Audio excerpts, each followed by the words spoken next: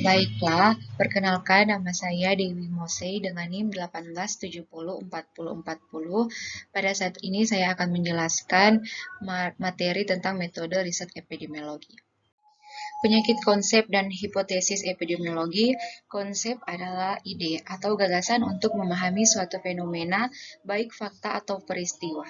Penyakit adalah kondisi abnormal tertentu yang secara negatif mempengaruhi struktur atau fungsi sebagian atau seluruh tubuh suatu makhluk hidup, dan bukan diakibatkan oleh cedera eksternal apapun. Menjadi penyakit juga dikenal sebagai kondisi medis yang berhubungan dengan gejala dan tanda klinis tertentu.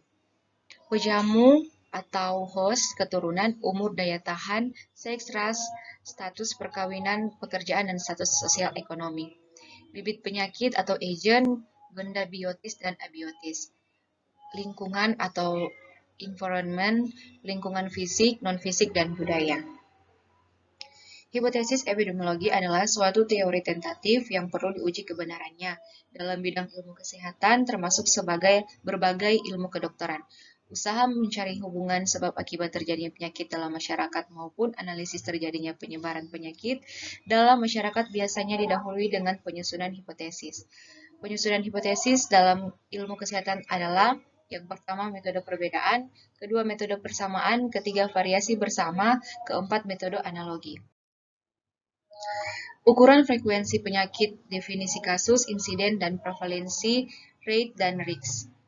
Definisi kasus dalam epidemiologi adalah seperangkat kriteria yang digunakan dalam membuat keputusan apakah seseorang memiliki penyakit atau peristiwa kesehatan yang menarik.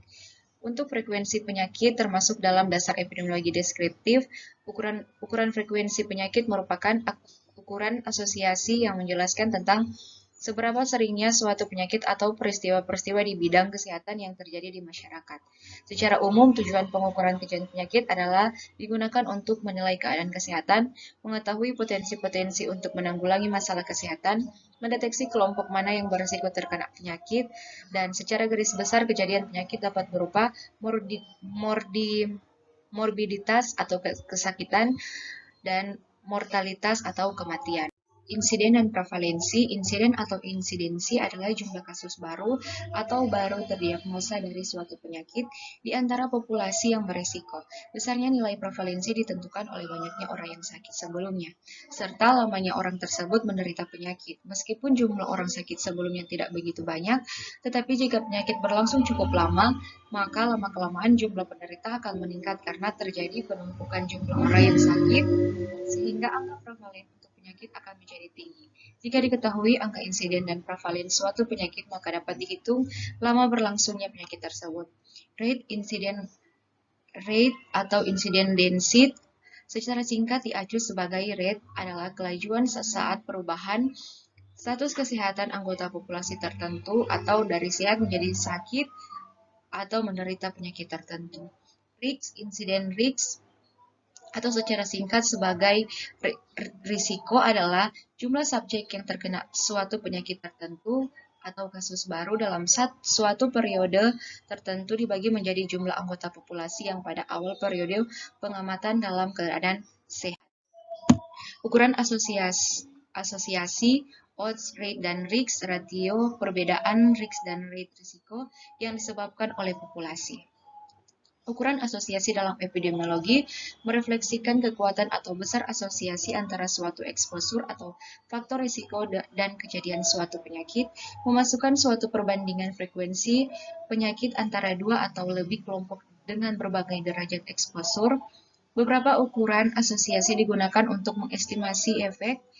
Odds ratio adalah ukuran asosiasi paparan faktor risiko dengan kejadian penyakit dihitung dari angka kejadian penyakit pada kelompok yang berisiko atau terpapar faktor risiko dibandingkan dengan angka kejadian penyakit pada kelompok yang tidak berisiko atau tidak terpapar faktor risiko.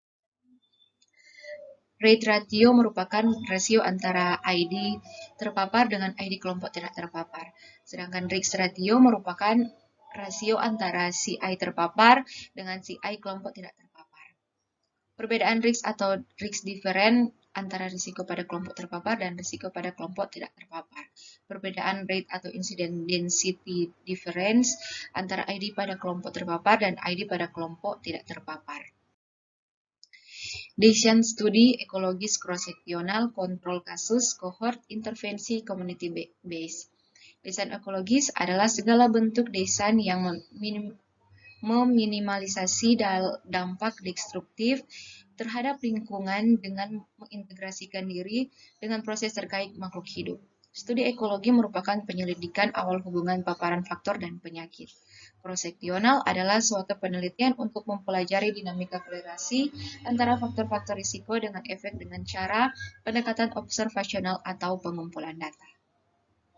Kontrol kasus merupakan penelitian epidemiologis analitik observasional yang menelaah hubungan antara efek atau penyakit dan kondisi kesehatan tertentu dengan faktor-faktor risiko. Desain penelitian kasus kontrol dapat digunakan untuk menilai beberapa besar peran faktor risiko dalam kejadian penyakit.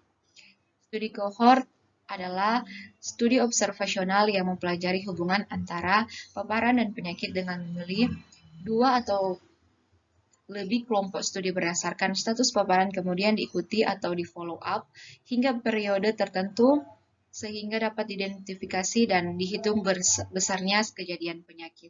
Studi eksperimental atau intervensi adalah membandingkan data dari sekelompok lain yang sama tetapi tidak dilakukan intervensi apapun. Community based adalah penanganan yang tertuju pada masyarakat dengan adanya fungsi-fungsi dan potensi dalam keluarga. Bias, pengganggu atau confounding, dan efek modifikasi. Bias adalah sebuah penyajian bahan yang dipenuhi prasangka. Ia juga berarti kesalahan yang konsisten dalam memperkirakan sebuah nilai bias. Bias juga diartikan bobot yang tidak proporsional, mendukung atau menentang ide, atau hal yang biasanya dilakukan dengan cara berpikiran tertutup, merugikan atau tidak adil. Bias juga bisa dikaitkan pada ketidaksukaan atau kesukaan, saling bertentangan atau saling mendukung seseorang atau suatu gagasan.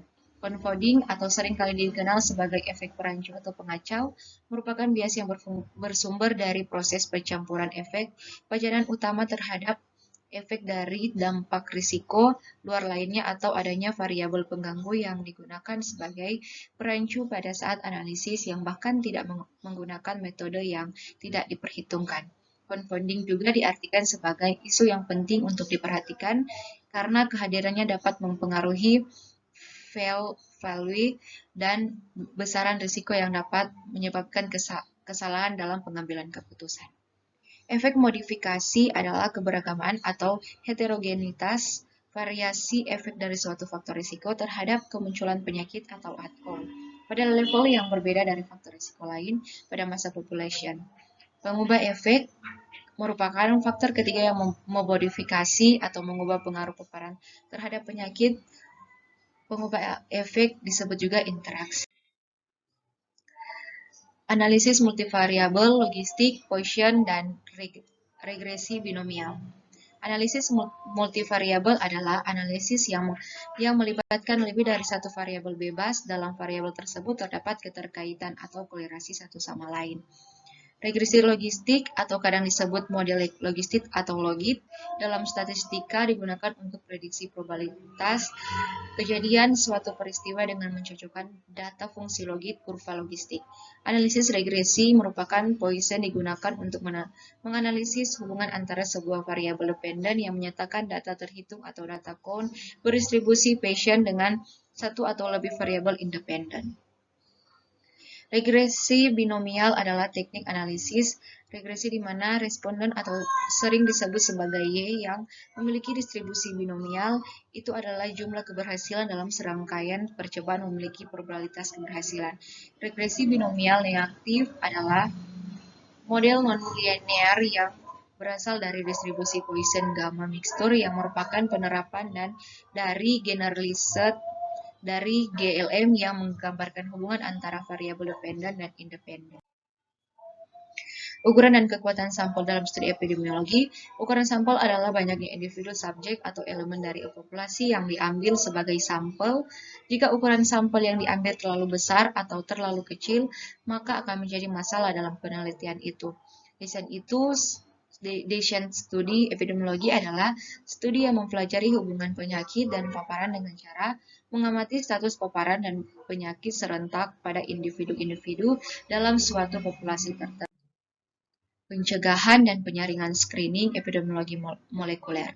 Pencegahan pengendalian kesehatan meliputi surveillance dan imunisasi. Pencegahan dan pengendalian penyakit menular dan kesehatan jiwa. Penyaringan atau screening merupakan suatu upaya untuk menyeleksi orang-orang yang tampak sehat, tidak menderita suatu penyakit dari suatu populasi tertentu. Epidemiologi molekuler merupakan cabang epidemiologi yang mempelajari kontribusi biokimia terhadap etiologi, distribusi, dan pengendalian penyakit pada keluarga dan populasi. Variasi geografis dalam terjadinya penyakit kesenjangan kesehatan. Geografi kesehatan merupakan bagian geografi manusia yang berhubungan dengan aspek-aspek geografi dari status kesehatan dan sistem pelayanan kesehatan. Dalam perkembangan para ahli kesehatan masyarakat, dokter, dan ahli geografi kesehatan mengkaitkan 3 bidang kesehatan, yaitu epidemiologi kesehatan masyarakat dan geografis kesehatan dalam menganalisis distribusi penyakit dan kematian pada berbagai skala geografis, yaitu ditujukan untuk menentukan apakah keberadaan penyakit tertentu berhubungan dengan faktor-faktor yang ada dalam lingkungan sosial atau lingkungan fisik. Kesenjangan adalah kesenjangan dalam hasil kesehatan atau akses kesehatan di antara populasi yang berbeda. Kesenjangan kesehatan berasal dari sebab sosial, historis, dan ekonomi. Sekian dan terima kasih.